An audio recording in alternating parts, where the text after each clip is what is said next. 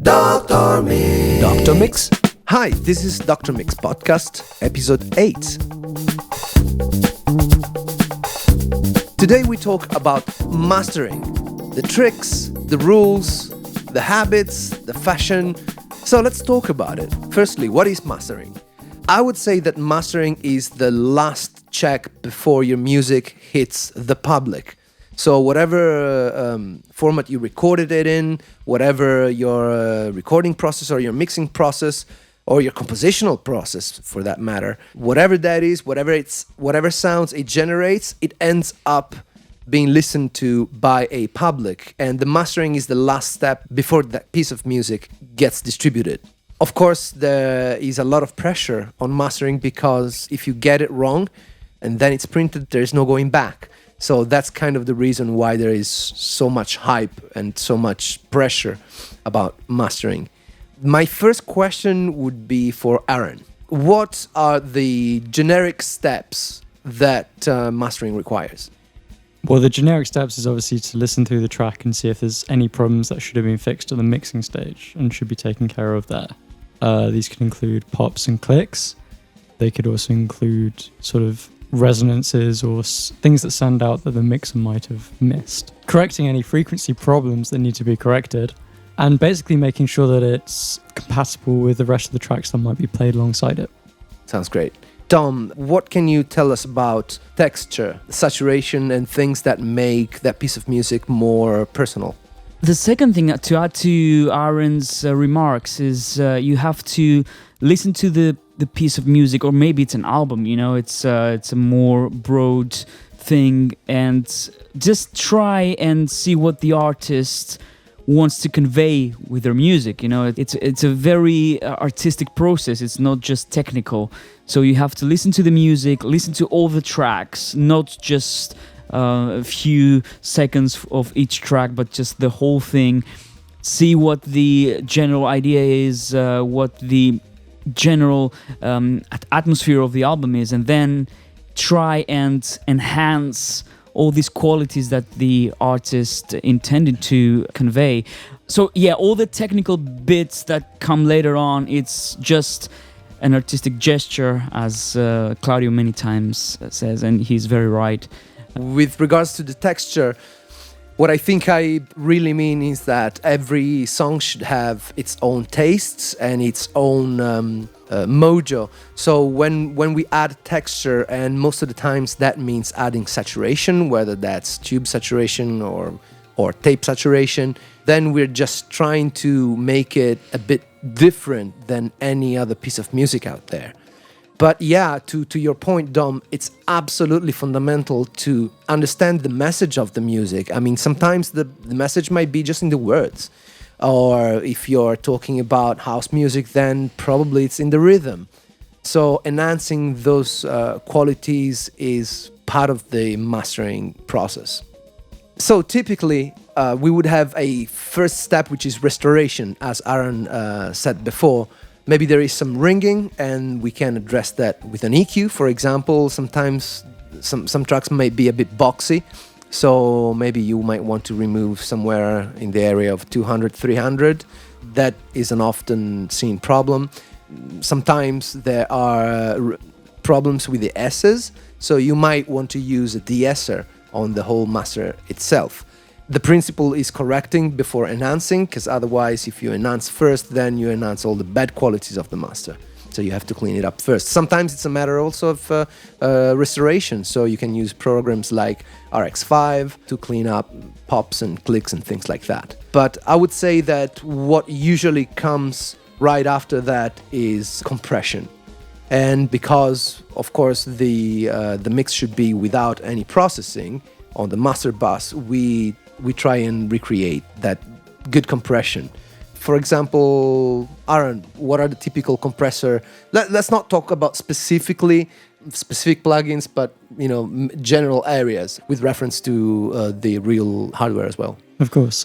Well, the main compression that you'll commonly find on most mixers, very, very broadly speaking, is the SSL bus compressor. That's been used on so many records that it's got a very distinctive sound that people will know and almost expect in some styles of music. The SSL is quite typical for bringing up presence in the mid frequencies, which benefits the snare drum. It also has some kind of a bit of aggressive type of sound, which works well with rock. It adds sort of like a spank sound to the music, especially with rock. It really sort of makes it drive and hit home. That's right.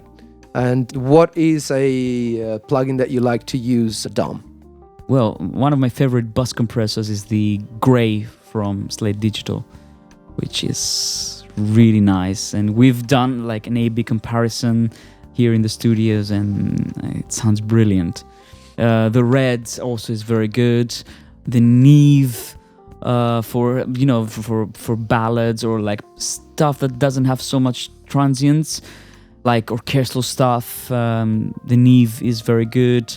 Yeah, the 33609 has that sort of warm, gentle quality, and it handles very well harmonics, like for example strings or pads and things like that, things that are harmonically rich. Sometimes they might confuse a bit the fast compressors. Yeah, piano as well. Pianos. I don't think the SSL is very, very good on piano specifically, especially when it's just a solo piano with a vocal.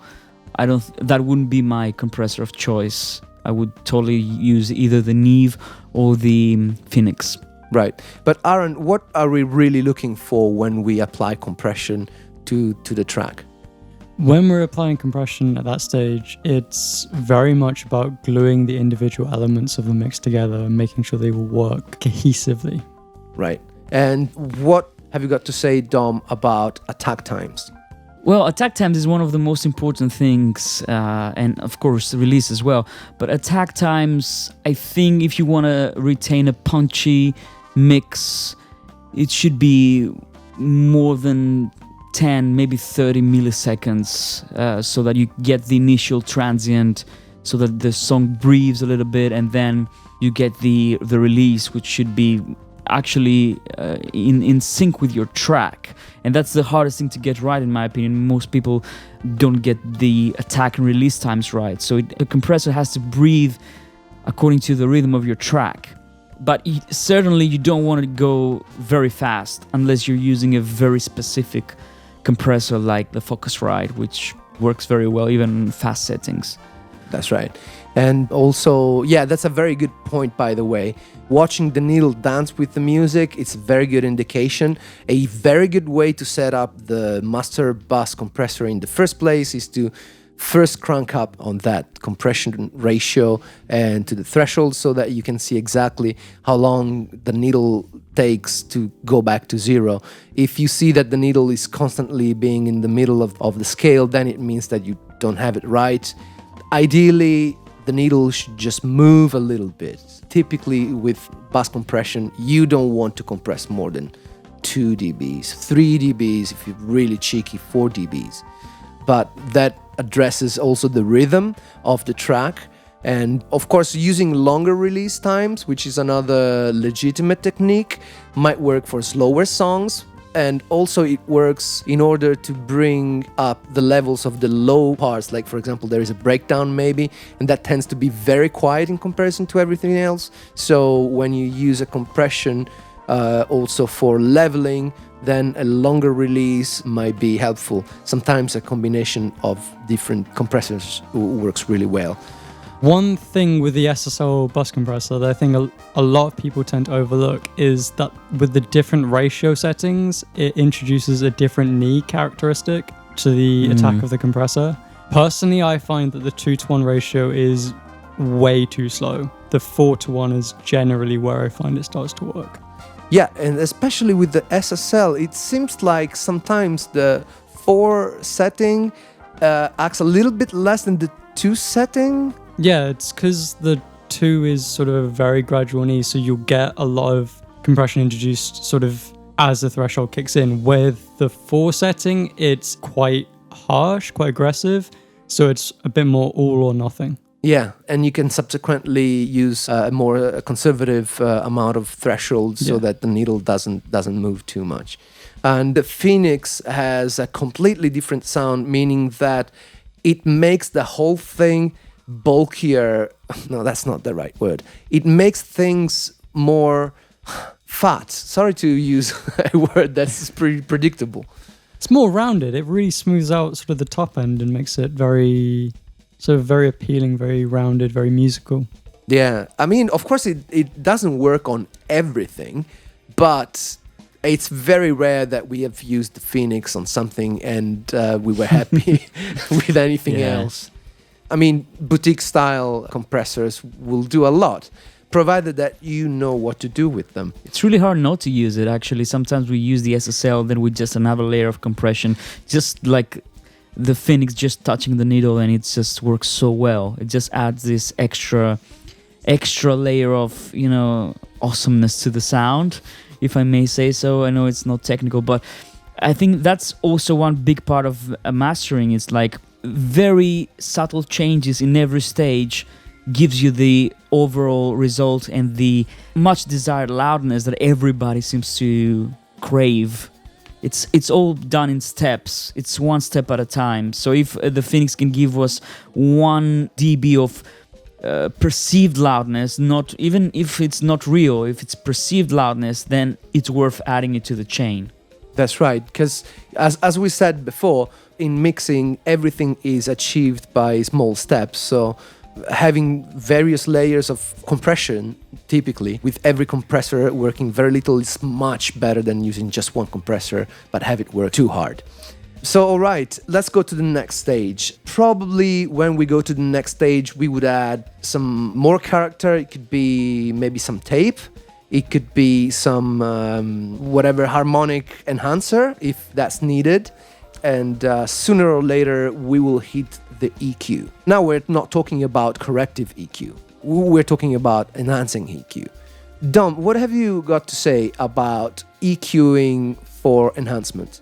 Well, before I touch this, maybe we can also mention dynamic EQs for, correcting, which is more than often the thing that you want to do with mastering is having a very good dynamic EQ to correct some problems, because maybe the track has some problematic frequencies that are not always there, like S's. S's, de-essers in general, we have some very good ones and we try and use them, but dynamic EQs can also be linear phase, so you can just tame those S's without changing the phase of the sound. So I would prefer to do dynamic EQ for S's, or for a ringing snare, or for a very boomy bass. Now for enhancing EQ, when you take care of all your problems, then you just start just enhancing things. The first thing we tend to do in terms of mastering is try and find where all the important elements of the track are living in. And for example, kick drum. Where's the kick drum? Is it at 60 hertz? Is it at 110? It changes from track to track. So that's why mastering is a very, very specific procedure, and it's never going to work with the presets. Many plugins have presets and they're very good starting points, but you're never going to get to this point unless you really customize the settings. So we find the kick drum, we find the vocals. So for the kick drum, that's also one trick that you use, Claudio, is like just find the low end and make a very narrow Q. Of course, the EQ has to be excellent to do this in mastering. Could be either a very good digital EQ, or the Mazalek is also great for that. Yep. For finding these frequencies and really kind of laser focus on them and just accentuate them, so you know where your low end is going to be tuned at. Then I think a very broad EQ for your mid-range, like the vocals, the guitars, the keyboards. I found that the air EQ is great for that. So we always try to have a very broad boost in the mid-range with the air EQ, and then of course the top end is a different story. You really have to have a very good EQ for the top end, because otherwise it's going to sound harsh. Yeah, what I found is my favorite top end EQ is actually the treble control on the Fat Bastard, because it's like a Pultec style EQ, which it's also very gentle, and as you go up, the frequency sweep changes a little bit, so it's very, very musical. And also for enhancements, of course, the curve bender. It's a great one, because of course, I mean, there are more transparent EQs like the Maslek, like the GML, and there are more colorful ones like the Massive Passive, the Chandler curve bender, and the Thermionic Culture. For enhancement, you're really looking for color. Now, one thing to be said about EQing is that when you, for example, do the low end trick where you find a peak EQ and then you try and sweep between 45 and 100, 110, 120, and then you enhance that. The low end is very, very important because it gives your track credibility. But also the interesting thing is that you can apply this just to the mono, because the vocals, especially the lead vocals, will be in the center, and so the bass should be mostly in the center in an ideal world. So using equalization as MS, so that you are individually treating the stereo information and the mono information, allows you to do a lot more than just using generic EQ. Actually, that's the first thing that we check when we start working on a mastering. We always check what happens in the mid channel and in the sides. So you never start mastering without knowing what's going on in the mid signal and then the side signal, because you have to see if the side signal has just reverbs or, you know, some instruments, or if it also contains some low end. You know, sometimes this can happen. That's a very, very good tip. Before you even start doing mastering, just check what's going on with your mid and side signal, and then you start, you know, your strategy for mastering. Yes, and then I mean, there are so many things that I would like to say, but I want to try and move forward. And I will be a bit cheeky and jump to the limiter, and then say something about limiting loudness and transients. But my question is for Aaron. What is the purpose of limiting? The purpose of limiting, obviously, is if you just play your mix back against anything else that would be on the radio or in any sort of commercial stage, it would be so much quieter and it wouldn't be able to compete against the other tracks. They're obviously usually very, very loud. And this is what the purpose of a limiter is for. It's to bring your track up to a level where it can compete against other commercial tracks, whatever space that will be in. That's right. And of course, as everything else, you can't expect to just slam a limiter and achieve loudness, same loudness as the Black Eyed Peas, for example. This is actually the more modern version of what we conceive as a limiter. In the past, it used to be just the device that would basically prevent you from going into clipping, right? So now everybody is using limiters to actually make things louder, which is, I think things have shifted quite a lot, right?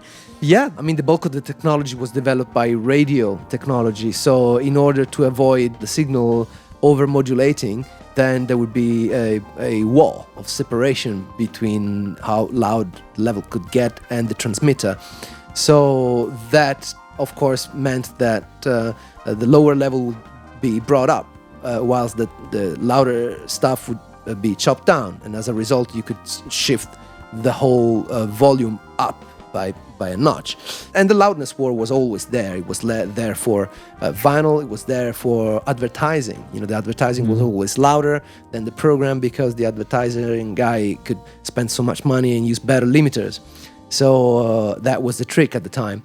Yeah, limiting and doing and making your master loud is possibly the most talked about subject about mastering. So let's address that. Let's say that you want to be loud. You want to be quite loud. There's always so much you can do, because at some point that limiter will start sounding bad because it's just limiting too much and it creates all kinds of possible distortions in the mids, especially in the top end. And sometimes as you go on and try to get it louder, you lose some of the transients because they get shaved off in the process. Dom, what do we do to prevent those transients from being chopped off too much? Well, transients is a very interesting subject because it's they're not always there to begin with. So just to pick up where we left from the EQ, I mean, when we have a very good track, everything is, it's nicely mixed. Everything is much easier to do with because you have to do very minimal changes in the mastering stage.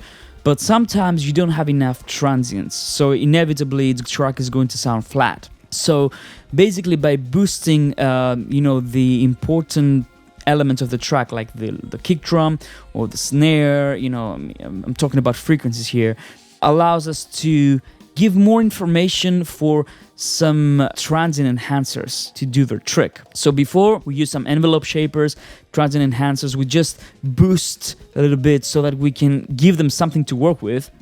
Because if there's no kick drum, then there are no transients for the processor to detect. So when you do that, before you enhance the transients, then you have the material, you have something for the transient designer to work with. So that's the first thing. Then, of course, sometimes it depends on the track, we can use some parallel compression, which has to be treated with lots of care, especially in the mastering stage.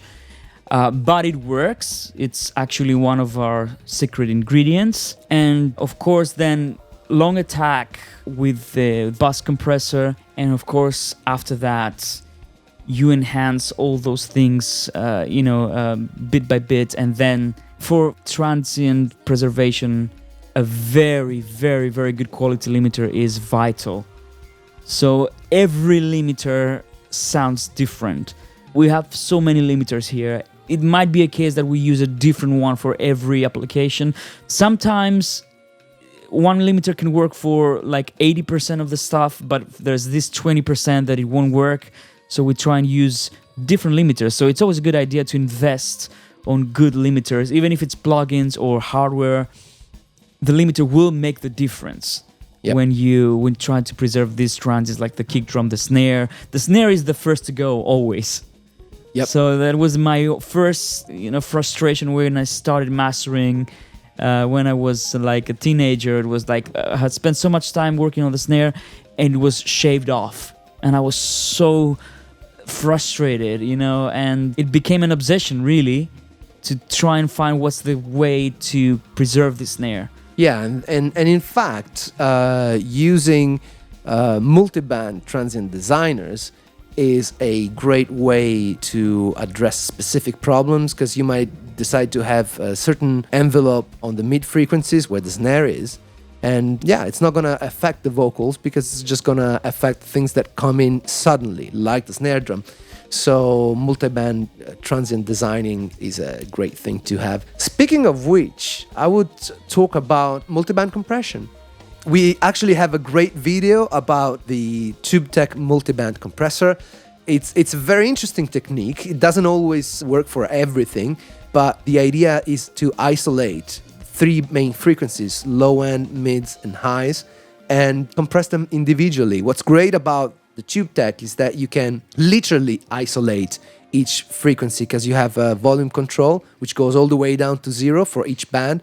So you take the low end, just listen to that, decide where the crossover will be and how much of the low end you're grabbing, and then compress that. So you can actually play with the settings to have it, be a bit more snappy. And then you take that out and you go on with the mids and you try and have them a little bit snappy. And then you do that with the top end, whatever you may need to do. And then you blend 3 channels together. And of course, because it's a great unit, you don't get phase issues, but you only get some kind of interesting compression that is individual to each band, and that's very useful to pull out music but also transient information. Also great one is the System 6000 algorithm, the MD3. Now it's the MD4, I think, but I found this is super transparent, has always given us great results. And if you want to go for a cut down version, that would be the finalizer from TC Electronics, which is great units. If you can grab one secondhand, go for it. It's so good. Of course, multiband, I think we ought to say that multiband is very dangerous. You have to know what you're doing. You have to take care of your attack times for your attack release times for every band, your ratio. You really have to be careful because it can really make or break your track. And I think we all agree with Bob Cads that if you have a nicely mixed track, you just need one compressor and it will be single band. And Bob Cads also says he will use 2 bands the most. But of course, not all material are mixed in an ideal way. Sometimes you have to correct stuff. So it's not a crime to use multiband compression. So I think the finalizer is great. It's awesome. It's awesome. very good. Still nowadays we use it on some drums. Also, it has a saturation control, which is quite good. Everything else about it wasn't amazing, but the multiband compressor was just awesome. And if you overload it, it sounds good. Shh, you're supposed to say that. I know. Cool. I think we've touched on many aspects of it. So just for a quick recap, we have our music, then we have our correction, whatever we need to do. So maybe some corrective EQ, some dynamic EQ. And once the signal is nice and clean, we go on and compress it. Then we can go on and color it. Then we are going to EQ it for enhancement and maybe push a little bit the low end where it needs to be pushed. So of course we're talking about mainstream pop, rock, house music. There is also electronica, that might not apply, but generally speaking, that's what you want to do. You want to get a nice round low end, and that's what the EQ will allow you to do. And a little bit of top end, a little bit of air. And at some point after that, there is some transient enhancement, and then we get a limiter. And that would be a typical mastering chain. Now, Aaron, how do we enhance the stereo of a master? Especially, how do we not compromise things by doing that? Well, obviously, we've already touched on mid-side EQ, which is a very, very good way of enhancing the stereo information. But you can also get stereo enhancers, which you have to be very, very careful with. There's some that are quite good for mixing, but I would not use them for mastering because they'll compromise your center. There are a few exceptions, of course, which is the Isotope, which has a great multiband stereo enhancer. The multiband imager, yeah. The multiband That's very good. That's very good, and that can be used on mastering with no fear. Another trick, of course, is making the sides brighter and removing a little bit of the low end so that the low end compacts a little bit more in the center. And you get more headroom when you do that. Yes, you get a lot of advantages by doing that because you filter out the low end from the sides where, unless you have a bass that is like deliberately stereo, then you can do without the low end information in the stereo, which means you cut down a lot of space and you can raise the stereo more and make it wider without losing any headroom. Same goes with saturation. Sometimes it's a very good idea to saturate independently the mid and the side channels. I mean, my favorite one lately is the new, because one of the main mastering applications we use is Wavelab, and Wavelab 9 has introduced this new mastering processor that basically it allows you to saturate every band mid-side separately. So basically you get a super wide image in the end as a result. And you can add some tape saturation for the sides, but just for the upper mids or just for the low mids. So sometimes when you have some very cool synth lines and they are in the side signal, then you might want to saturate them a little bit so they sound fatter. But you don't saturate the kick drum at the same time because the kick drum will be in the center and you need it to be clean.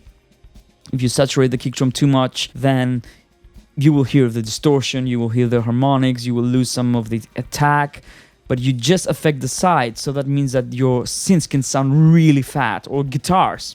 That's a very cool trick for rock music. Most of the times the guitars are panned hard left and right, so they're only on the sides. So immediately you can separate your vocals from the guitars.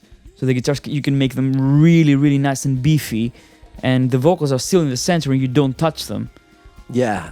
One of the things that is interesting is because you're working with the stereo pair, you don't have as much as you would have with mixing. So the parameters at your disposal are different, and you can look for more as you refine your techniques. But certainly mid-side is a great way of separating your master into more elements than just a stereo pair. I say, because we are running quite late, I would say just one last topic before we hit Q&A. What is this iTunes mastering business all about, Aaron? The iTunes, or Mastered for iTunes standard, as it is officially called, I believe, is a standard that Apple have introduced to try and combat something called the loudness wars, which we've covered in how many podcasts now? Too many. Too many. So we won't go into that. You can listen back to previous ones. It's to stop people over compressing their tracks, to leave more dynamics and musicality in the music. And it's also to help preserve the tracks when they're converted down into AAC format from the full quality WAV. When you convert down from a high quality codec to a more compressed codec, you can get something called intersample clipping, which we've also covered in many other podcasts. But can you please just give us a quick... Yeah, sure. It's basically when you cut down the resolution of the audio track, you're getting less sample points over time, which means that the digital algorithms involved have to recreate the waveform when it's converted back into analog from digital. And when it does this, it can actually overshoot the zero crossing point when it's recreating the waveform. That's right, because it averages what it believes the original waveform was. So even though the actual points don't go above zero, the recreation of the waveform may. And on cheaper players like an iPhone or whatever Android or whatever smartphone you got, that might be a problem. You might get nasty distortions. That's right. Okay, so I would say let's go on with Q&A. Q&A time. Okay, Aaron, what questions have we got this week? Okay, the first question comes from Milan Malik, who asks, what is the oversampling parameter of mastering limiters? For example, the 2x, 4x, etc. I think that's for you, Aaron. That's for me? Okay, well that's actually to do with the previous point we were just talking about. It is a system-intensive procedure that basically upscales your track 2x, 4x, etc. and recreates the waveform as if it was double the resolution or 4x the resolution. And it basically is designed to try and reduce intersample clipping or intersample overshoots, as some people call it. That's right. And the immediate benefit is that you can hear a lot more information in the transients. The dynamic response seems to be better. We're talking about subtle things here. And less distortion in the as a final result. If you try and make things loud, it's always a good idea to have it in the highest setting. Even if your computer can't take it real time, some limiters are very, very CPU intensive. Try and do it with, the highest you can go in real time. And then when you bounce, just go to the highest resolution. And bounce offline, of course. Cool. Next question. Okay, our next question comes from Neville, who asks, what is the difference between mixing and mastering? Right. Well, this is a quick one. Mixing is taking the separate channels, bass, drums, vocals, guitars, and mix them into a stereo pair. Mastering is enhancing that stereo pair to be as good as it can be. Okay, our next question comes from Stuart Robinson, who asks, what are some good practices for preparing mixes to send for mastering? Well, that's related to the previous question. I think we should mention what mastering isn't actually. And it's not a way to fix your mix, because it always goes like this. You record something and it's not a good recording and you say, we'll fix it in the mixing stage. No, you have to re-record this. Some people mix their tracks and they say, okay, you know what, it's not so good, but okay, mastering will fix that. Mastering is actually meant to do very minimal changes. Of course, yes, it's the loudness factor. It will make your sound louder and better, but it's like, you know, it's like all those pictures that you see on the social media of a pretty girl that wears makeup. And with the makeup on, she's just prettier. It's the same person. But mastering is not meant to fix problems with mixing. In order for you to prepare your mix, make sure that it sounds the way you want it. So basically, you shouldn't be like, okay, I want this to sound punchier. Okay, yes, mastering will do that if necessary, but you should make it as punchy as possible before you get to the mastering stage. Then the most important thing is give the mastering engineer enough headroom. So try and master and mix so that your highest peak is at around -6, the highest probably.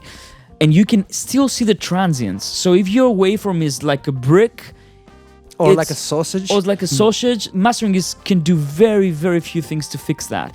Give the mastering engineer a track with lots of dynamics, good quality instrument separation, then the mastering engineer can work his magic. I think a key point to talk about actually is something called crest factor, which is the difference between the peak and the RMS levels of your track.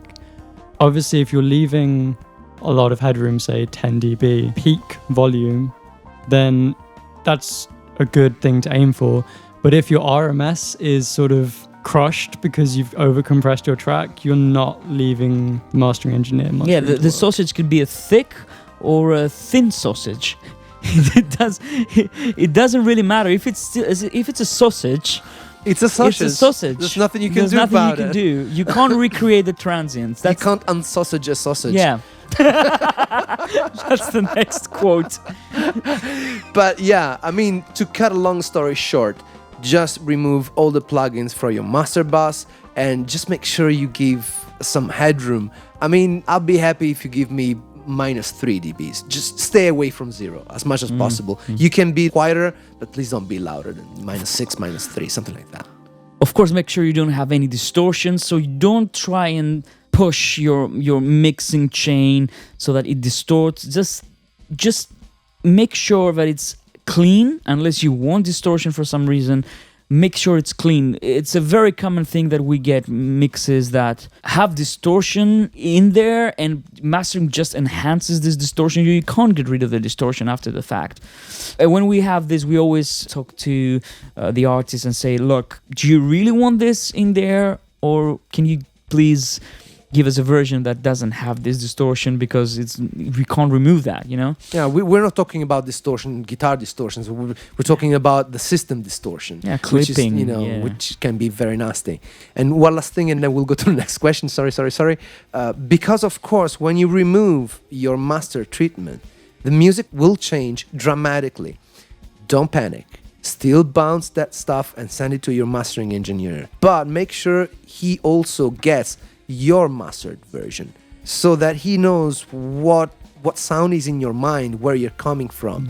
And this is something that we stress about a lot. Very good point. Yeah. Very good send point. A reference mastered track the way you have done it. Even if you've done it wrong, just send it so that at least we know what kind of balance you're going for. Next question. I think we've got time for probably 2 more, because one's quite short. Our next question comes from Marinus, who asks, for mastering, is it better to use one track, or is it better to go for stem mastering? All right. It's very simple. With us, the more you separate tracks, the more we can enhance things and make them better. So is it better for us to have 2 tracks or to have 48 tracks? It's better to have 48 tracks, because there is so much more that we can do. Stem mastering is a great idea if you want to improve your mixing a little bit further and you want to give the mastering engineer a little bit more room for improvement. Of course, it costs a little bit more because there is some mixing involved in it. But yes, of course, stem mastering is better than normal mastering. I wouldn't say it's better. If you're very confident in how your mix sounds, then go for straight mastering. If you think that the mastering engineer might need to make up for some inadequacies in your mixing, then maybe stem is the way to go. Don't listen to me, listen to Aaron. Yeah, and also could be very useful for genres of music that are stems to begin with, like hip hop. When you have the beats and you have the vocals, it's always a good idea to send both so that we can enhance the vocals separately from the beat. Same for, I would choose to do that with rock music. For example, if you have like your drums, your bass, guitars, and vocals, it's much easier to enhance the drum sound, but you have already mixed that, so you know that it sounds the way you want it. But we can enhance the transients in a much easier way when we have the drum stems. Of course, if you're absolutely sure that your mix is perfect, then by all means, like Aaron said, send us the stereo file. It's the best way to do this. That's right. Okay. Now, our last question comes from a regular listener, Simbaway, who asks, is it okay to use non-mastering specific plugins, for example, mastering EQ or mastering compressor? Why are there mastering specific EQs or compressors? Ooh, that's good. Ooh, that's good. I'll do a quick one on this. Mastering EQs don't have phase issues like other EQs have. And that's valid for the analog world, but also for the plugin equivalents. When you go and separate frequencies and you start messing with them, the easiest thing to happen is for the phase shifts to occur. And that will result in a degradation of the sound, which you can probably get away with if you are working with just a mono signal like a guitar or something. Then it's perfectly fine to just use a normal EQ. But when you're going for phase coherence and program material, you need high quality EQ. I mean, I guess there are no set rules. Many times, I think the best advice is trust your ears. So if you use a plugin that is not meant to be used for mastering, and it sounds good, then by all means use it. I mean, for example, for my own stuff, I use Quadrafuzz, and it always works great. It gives me more loudness, it gives me more harmonics. It's not a mastering plugin. I wish that Steinberg creates a mastering version for this, but it's great. It has tape saturation for all bands, and I can treat all bands differently. I can have stereo enhancer in this plugin, not for mastering, but I haven't heard any artifacts or any degradation to the sound that would prevent me from actually using this. Same goes for some of the Steven Slate stuff, like the Slate Digital. I mean, the virtual mix rack. It has so many, the custom lift EQs. Are they for mastering? They don't say they're phase accurate, but do they sound good? Oh yeah, they sound amazing. So I wouldn't stop using them because they don't have the mastering stamp. Seal of on approval. them. Yeah, seal of approval. Of course, mastering like the Ozone EQ is very subtle, but sometimes you want something a bit more drastic. Yeah, and sometimes you need that thing. Even non-mastering equipment can work really well. And also, let's if we want to get to the to the bottom of it, most people won't be able to tell if you use the mastering EQ plugin. Of course, don't use cheap stuff, because I mean, if you use like generic stuff that you can find online and they're like, okay, yeah, don't use any plugin. Just try and make sure that whatever you use, you've tried it and your ears tell you that it sounds good, and it really sounds good. The interface doesn't fool you. You don't get tricked by all those nice graphic things. Sometimes the most, I have quite a few plugins in mind that don't look that good and they sound awesome. I guess the truth is, I mean, we could say, oh yeah, of course you have to use mastering plugins only, but that wouldn't be honest. It's not the truth. I think the truth is use your ear and be experienced. Yeah. Use sometimes to do that, and you'll get better at it. And on this nice note, I would say that, well, thank you guys for today, Dom and Aaron. My name is Claudio. We are the Dr. Mix team, and come visit us on drmix.com. We can certainly help with your mixing, mastering, and we can also produce music for you. See you next time. Bye. Bye.